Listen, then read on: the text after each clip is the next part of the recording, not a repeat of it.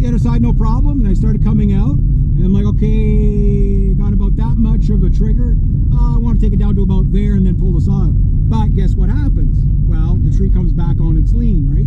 Meaning instead of going out towards the water, it comes back onto my saw. And guess what happens?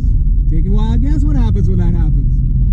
You, sir, have a stuck saw on the tree. That's why my bar and chain are in there. I didn't damage the bar and chain, so I had to figure out how to get the bar and chain out. I couldn't get my wedges in because Mr. Wedge is too big to get. The tree was too small to get the wedge in there to, you know, to hold them, right? And my small wedge, which is really a stone hammer, is too skinny to lift the tree. You know, so it's kind of one of those catch-22s where I got a wedge too big and a wedge too small. So I'm like, okay, well, go get the wrench, take the bar off. You know, and I'm like, okay, well, I'm getting a little bit pressed for time. You know, I got other people that got to work for today, but I'm like, okay, I could have left the tree like that with the bar in it, but here's the main problem. This is not that it's a safety issue or anything like that. That's not the main problem. The main problem is Perry's going to be coming to cut the other trees. Now, if Perry shows up and he sees a bar and a chain stuck in a tree or a saw stuck in a tree, well, he's going to have a good laugh at that, isn't he? Oh, yeah, yeah. Well, who's this rookie? Yeah, and guess what happens to my name? Yeah, so that tree that copped an attitude with me, who's now on? Oh, yeah. I wasn't going to let that fly. I'm like, oh, you want to fall back on my saw? On Mini Beast? You know, Mini Beast was hungry today, and he wanted to eat those trees, and he ate those trees. I'm like, nobody, I mean nobody, falls back on Mini Beast's bar. Nobody. No one. So, I go get the hammers and everything like that, knock the bar out, I had to wiggle it and jiggle it back and forth, and I just, if your bar gets stuck, don't pound on it directly, put something against it, and just tap it until it moves, right? So I finally got it to a point where I could wiggle it and pull it out. And then the chain, I'm like, well, the chain was really lodged in there because it was in the middle of a cut. And that's the problem with the smaller saws. If it was a bigger saw, I wouldn't have run into this problem because I could have kept just could have blasted my way through it. But then it still would have been, the tree could have came back on me. Like, it's something that I figured could happen, and it did. So that's why I want to use wedges, right? That's why you use wedges, especially to fall against the lean. It's the safest way to do it. So I get the bar out, and I'm like, well, okay, I'll grab Mr. Wedge. I jam him in there, start smacking him. I brought my frickin' small axe. I should have brought the big frickin' 6-pounder. I don't know why I didn't. Would have made life a lot easier. So I pound him. I said, okay, well, I'll leave him like that, and I'll follow him next week. Like, maybe 3 more hits. Paff, popped right off. Did the nice Dutchman twirl, and the tree on the ground right where I wanted it. And I'm like, woo, right? Mini Beast was like, woo, but he was off, so I couldn't go wow wow. Yeah, that's, I figured that was an interesting story for you guys. A couple of lessons learned there. Never rush a tree, which I wasn't rushing, but and never panic when something goes wrong, because stuff goes wrong. You know what I mean? Even the best guys, that'll happen.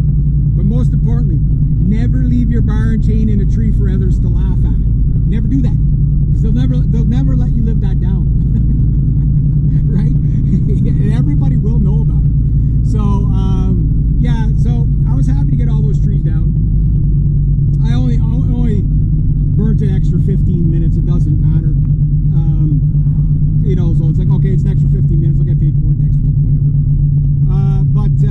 No, it fell the way I wanted, but I definitely got to pick up some more wedges.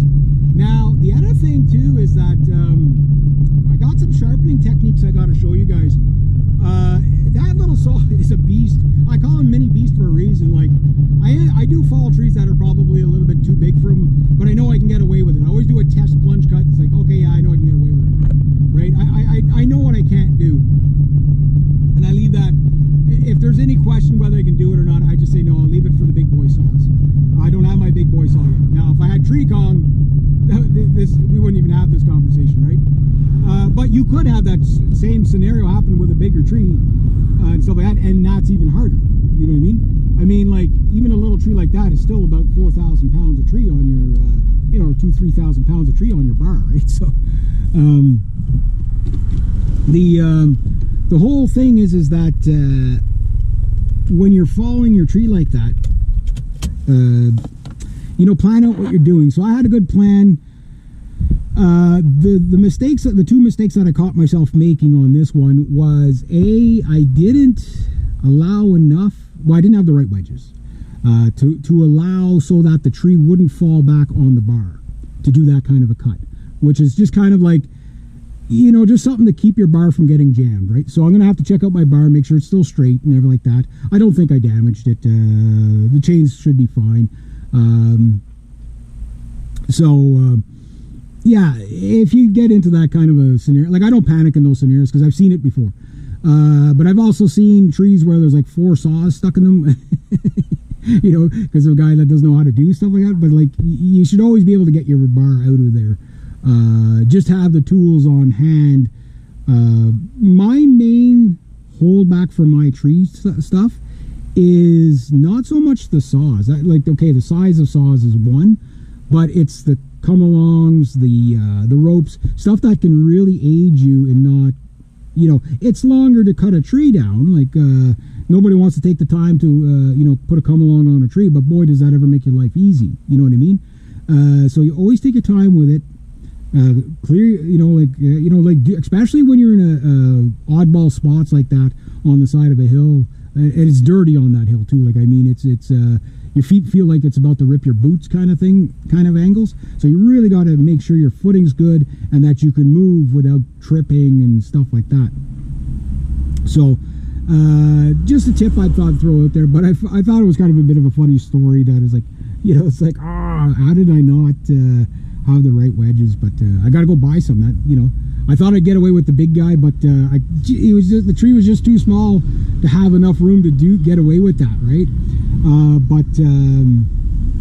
No, it ended up that I fell it the way I want. It just, I had the bar and chain in the way for a little bit, but it cut to where I needed it to. An extra probably ½ inch of meat on that back strap would have probably been almost too much to follow it with the wedge. So I did get cut far enough, but right at that last, the saw didn't quite have enough power to power through it. So, but anyway, there we go.